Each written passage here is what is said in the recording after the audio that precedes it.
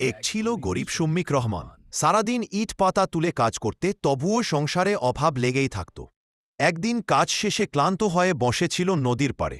হঠাৎ তার কোদালের নিচে লাগে একটি পুরনো পিতলের লণ্ঠন। কৌতূহলবশত লণ্ঠনটি ঘষতে বিশাল জিন। জিন বলল, আমাকে মুক্ত করে 3টি ইচ্ছা পূরণ করব।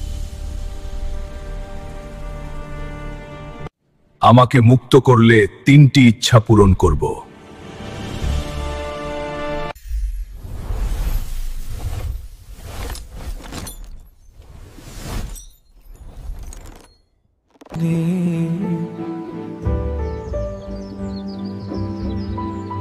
যে নিজের বদল চায় তাকে সাহায্য করতেই আমার আনন্দ। কাজের সরঞ্জাম, নিয়মিত মজুরির ব্যবস্থা হলো, আর তার বাড়িতে খাবারের অভাব রয়ে না।